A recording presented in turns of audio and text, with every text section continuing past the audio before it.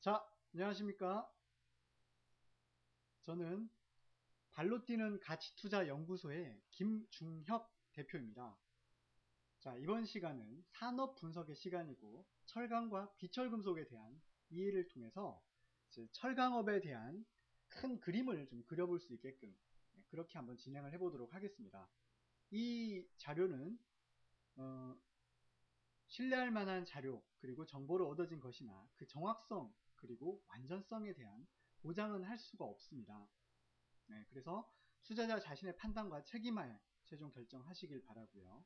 또한 본 자료는 어떠한 경우에도 고객의 주식 투자의 결과에 대한 법적 책임 소재의 증빙 자료로 사용될 수 없습니다. 이거 하나 염두를 해두시고요.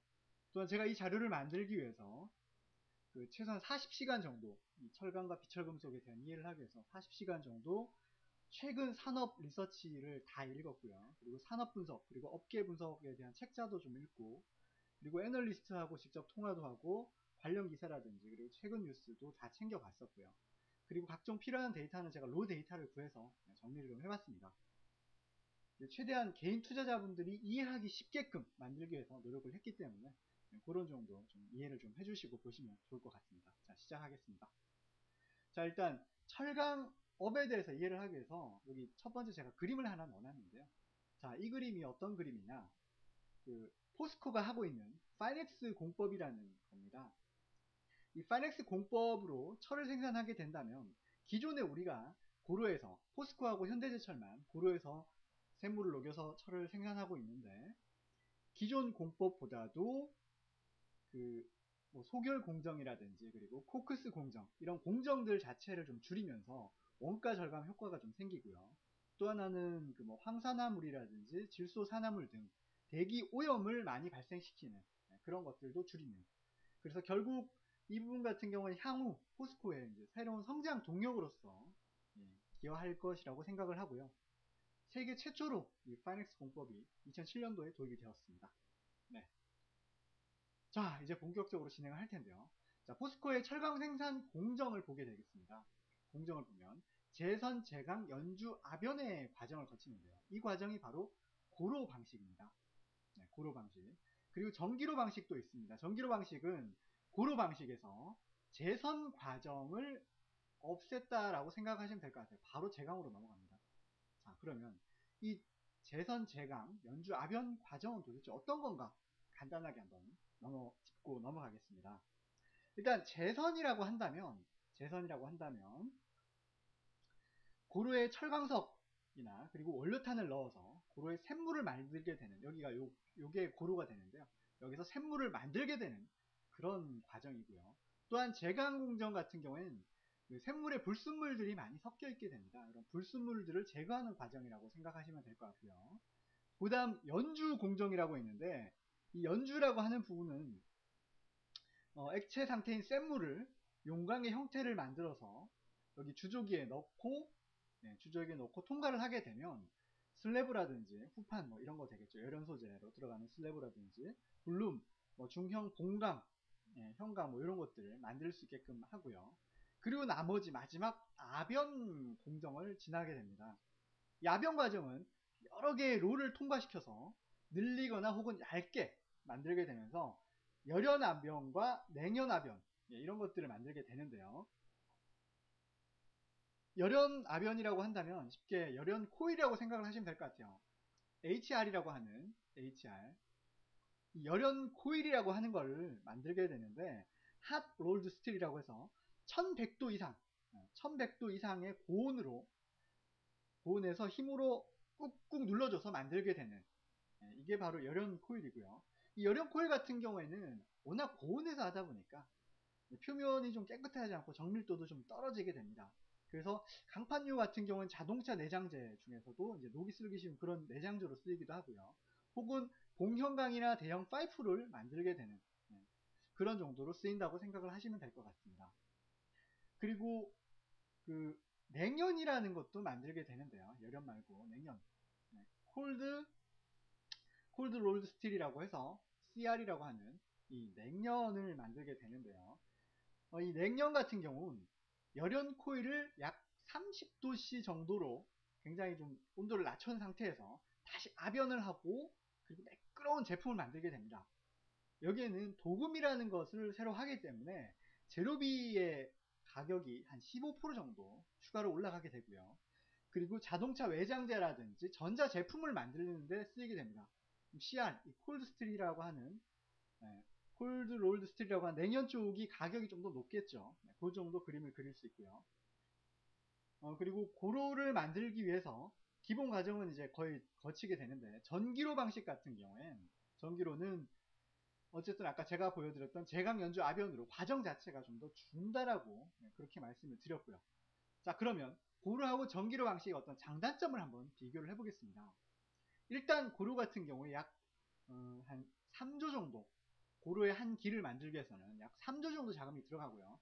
전기로 같은 경우는 약 한 5천억에서 1조 정도로 자금 규모는 상대적으로 적게 들어갑니다. 그럼 고로는 어떤 장점이 있을까요? 생산의 효율성이 좀 높다라고 생각을 하시면 될 것 같아요. 그리고 성분에 대한 어떤 품질도 좀 더 우수하고요. 근데 전기로 같은 경우에는 상대적으로 투하 자본은 적게 들지만 전력비가 상대적으로 많이 발생을 한다고 하고요. 전기를 가지고 이제 만들게 되기 때문에 전력비가 상대적으로 많이 들어가고, 이 고루 방식의 단점이라고 한다면 철광석을 재선 과정을 거치게 되면 여기 소결 공정하고 코크스 공정 두 개를 가지게 됩니다. 이 소결 공정은 철광석을 잘게 써는 어떤 그런 과정이라고 생각을 하시면 되고요. 그리고 코크스 공정이라고 한다면, 코크스 공정은 올려탄을 1000도 이상에서 데워주는 어떤 그런 과정이라고 생각을 하시면 되는데, 어쨌든 이 두 개의 과정을 거치게 되고, 이게 고로에서 이제 그런 것들이 샘물이 만들어지게 되는데, 이 고로에서 샘물이 만들어지기 위해서는 이산화탄소라든지 이런 배출량들이 많아지게 됩니다. 그런 것들에 대한 단점이 있고요. 전기로 과정은 재선 과정 자체가 없기 때문에 이제 뭐 좀 친환경적인 어떤 그런 부분이라고 생각을 하시면 될 것 같고, 그리고 고철을 바로 또 쓰기 때문에 재활용도 가능하고요. 그리고 전기료의 어떤 그런 부분이 있다면, 고철을 가지고 하다 보니까 고철 가격의 변동성이 이 회사의 어떤 뭐 손익이라든지 이런 쪽에 굉장히 좀 큰 영향을 미친다라고 생각을 하시면 될 것 같습니다. 네. 요 정도 이제 그림이 좀 나오시죠.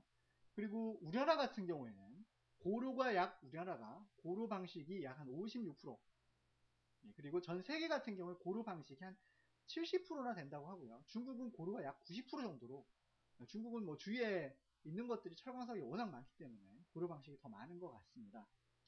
그리고 또한 그총 원재료가 제조 원가에서 약 60% 정도를 차지를 하고요. 60% 정도를 차지하는데, 이 철광석하고 아까 원료탄이 여기 들어간다고 제가 말씀을 드렸잖아요. 재성 과정에서. 이 철광석하고 원료탄의 비중은 약 2대1 정도로 쓰인다고 생각하시면 될 것 같아요. 철광석이 2, 그리고 원료탄이 1 정도, 이 정도 쓰여서 고로에서 샘물을 녹인다 라는 정도 그림을 그리시면 좋을 것 같습니다. 자, 다음 가겠습니다. 철의 4대 수요처를 보겠습니다. 철의 4대 수요처는 건설이 약 절반 정도를 차지하게 됩니다. 최근에 우리나라 건설 경기 별로 안 좋죠. 그렇게 되면 어떨까요? 건설과 관련된 봉형강을 만들고 있는 회사들의 수익성은 상대적으로 떨어질 수 있습니다. 그 정도 생각할 수 있고요. 또한 나머지 부분이 자동차, 가전, 그리고 조선인데, 최근에 업황이 좋은 것은 가전과 자동차 쪽이죠. 이쪽 두 개 같은 경우에는 뭐 최근에 실적도 굉장히 관련 철강주들 실적이 굉장히 좋았고요. 최근에 어떤 트렌드로 봤을 때도 굉장히 좀 괜찮은 그림이 좀 나오고 있습니다. 그 정도 좀 생각을 해볼 수 있을 것 같고요. 그리고 건설하고 철강과의 어떤 그림을 좀 그려보면요. 자, 좌측에 미국, 그 다음 중국, 그리고 일본, 그리고 나머지 이제 한국이 되겠는데요. 각각 부동산 경기를 직관적으로 보더라도 한국만 놓고 보겠습니다. 분양 가구 수 자체가 계속 감소하고 있는 추세. 그리고 일본 같은 경우에도 월 주택 착공 건수도 계속 감소를 하고 있고요. 그리고 미국 또한 주택 거래량도 감소. 그리고 중국 또한 70개 도시의 주택 가격 추이도 꺾이는 어떤 그런 모습. 일단 건설 경기 자체가 별로 좋지 않다는 걸 한눈에도 이렇게 확인이 가능할 것 같습니다. 그런데 최근에 이제 4분기 정도, 2010년 4분기 정도가 되게 되면 한국이나 중국 등 경기 선행지수가 터닝할 거라는 경기 선행지수가 터닝할 거다라는 어떤 그런 기대감도 일부 있고요. 또한 건설 경기를 부양하기 위한 그런 정책이라는 부분도 나오면서 내년에 경기가 조금 좋아진다라고 한다면 건설과 관련성이 높은 철강업체들 주가도 어느 정도 레벨업이 가능할 수도 있지 않겠나. 그 정도 그림은 좀 그릴 수 있을 것 같습니다. 자, 철광석, 이 철광석의 매장량을 한번 조사를 해보겠습니다. 경제성이 확인된 매장량 기준으로는 1,500억 톤입니다. 여기 억입니다. 1,500억 톤이고요. 1년에 2007년 기준으로 1년에 철광석에 필요했던 어떤 그런 전 세계 총 필요했던 양이 약 19억 톤이라고 하는데요. 지금 한 20억 톤 정도 가정한다면 한 20억 톤하고 이거를 약 75년간 철광석을 캘 수 있는 그런 정도 양이구나 라는 것에 대한 그림을 그릴 수 있고요. 또한 잠재 매장량 기준으로는 한 100몇십 년, 150년 이상 이렇게 사용할 수 있는 그런 매장이 가능하다라는 것에 대한 그림 정도. 최소한 75년 이상은 경제성이 확인되어 있기 때문에 그 정도는 향후에도 우리가 사용할 수 있구나 라는 것에 대한 그림은 좀 그릴 수 있을 것 같습니다. 자, 이제 조광 생산량. 아까는 철광석이고 철광석을 원재료로 해서 그 조광, 철을 생산하게 되겠죠. 철광석을 기준으로 해서. 자, 이제 조광 생산량 기준으로 한번 보겠습니다. 탑 10 국가인데요. 상위 10개 국가들. 2008년 기준 자료고요. 세계철강연합에서 만든 자료입니다. 자, 이 자료를 보게 되면 중국이란 나라가 5억 톤 정도로 조광 생산량의 전체 2008년 기준 38%, 약 40% 정도 되겠죠. 그런데 최근에 2009년도 넘어가면서 중국의 조광 생산량 비중 자체가 굉장히 커졌습니다. 약 50% 가까이 됩니다. 어마어마하죠. 50% 정도 되고 전 세계 조광 생산량이 2008년 기준으로 약 13억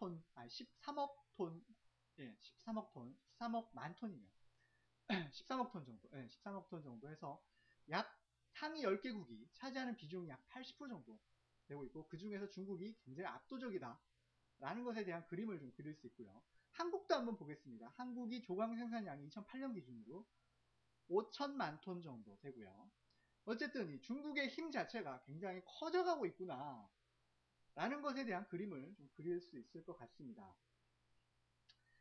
그리고 올해 기준으로는 뭐 전년 동기 대비 한 16% 정도 성장을 하는 걸로 보고 있고, 2009년도는 경기가 안 좋아지면서 철강이 생산이 좀 줄었습니다. 13억 톤이 아니라 2009년도는 12억 톤대로 줄었다가 올해는 약 한 14억 톤 정도, 예상을 하고요. 그리고 그 중에서 한국이 차지하는 비중이 2008년도 5,300만 톤에서 올해는 약 한 6천만 톤 정도를 예상을 하고 있구나 라는 것에 대한 그림을, 그리고 중국하고 한국의 어떤 캐파의 크기는 한 10배 정도, 어마어마하네요. 그 정도의 그림을 좀 그릴 수 있을 것 같습니다. 네. 그리고 이상으로 일단은 그 15분 정도까지밖에 안 되기 때문에 일단은 요걸로 1강을 마무리하고요.